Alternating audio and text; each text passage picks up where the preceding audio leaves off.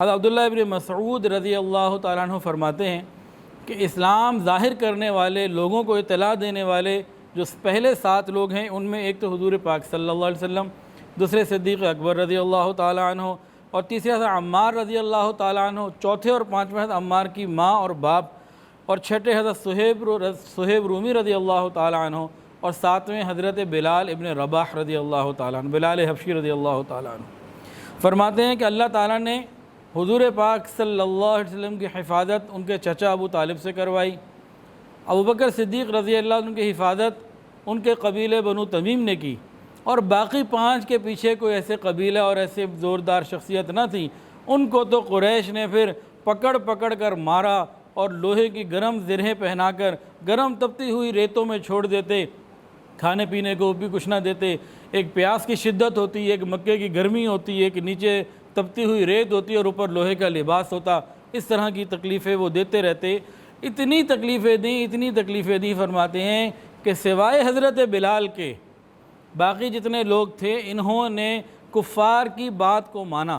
وہ بھی آگے آئے گا کہ کون سی بات کو مانا، لیکن بلال نے ان کی کسی بات کو کسی درجے میں نہ مانا۔ وہ تکلیفیں دیتے، اب احد احد پکارتے رہتے، ایک ہے اللہ کو تو وہ مانتے تھے، کہ تو قرآن میں بھی موجود ہے، قریش مکہ اللہ کو مانتے تھے، اللہ کو ایک نہیں مانتے تھے، اور یہ احد پکارتے رہتے۔ وہ انہیں تکلیفیں دیتے، انہیں مکے کی گلیوں میں، مکے کے نوجوان حضرت بلال کو رسیاں باندھ کر مکے کی گلیوں میں گھسیٹتے، سارا دن گھسیٹتے، جسم زخمی ہو جاتا، لیکن وہ احد احد پکارتے رہتے۔ اللہ اکبر۔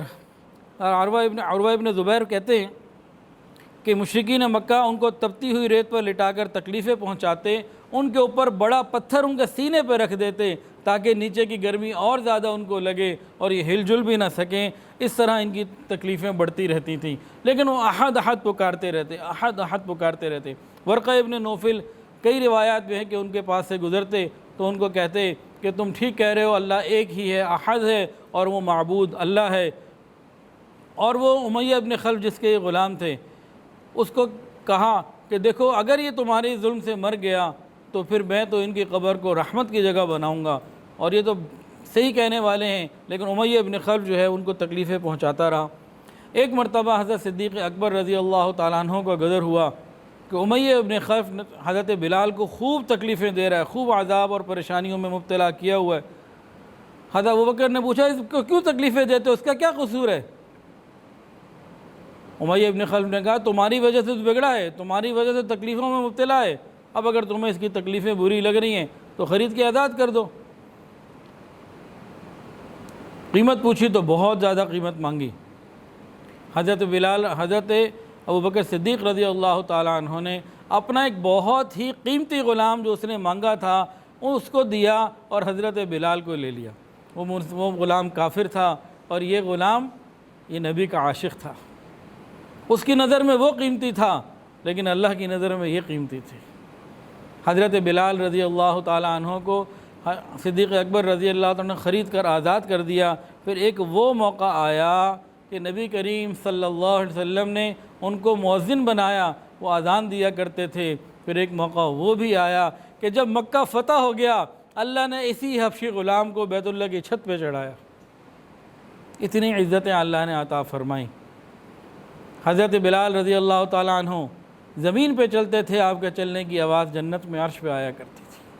اللہ نے ایسے مقام دیے، اللہ اکبر کبیرہ۔ ایک مرتبہ امیہ ابن خلف حضرت بلال کو تکلیفیں دے رہا تھا، پریشان کر رہا تھا، خوب تکلیف دے رہا تھا، اور کہتا یہ تھا کہ بلال یہ احد احد کہنا چھوڑ دے۔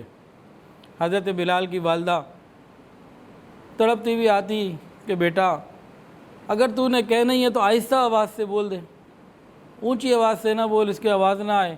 کہتے نہیں یہ تو نہیں ہو سکتا۔ کفار یہ کہتے رہے کہ احد اونچی آواز سے نہ بولو، انہوں نے یہ بھی نہ مانا۔ ایک مرتبہ ماں آئی کہنے لگی کہ مجھے کافروں نے بھیجا ہے کہ بلال اگر اونچی آواز سے احد احد کہنا چھوڑ دیں، تکلیف دینا بند کر دیں گے۔ حضرت بلال کہنے لگے اماں جان آج تو مجھے یقین ہو گیا کہ سارا کافر مل کے بلال کو نہیں ہرا سکتا۔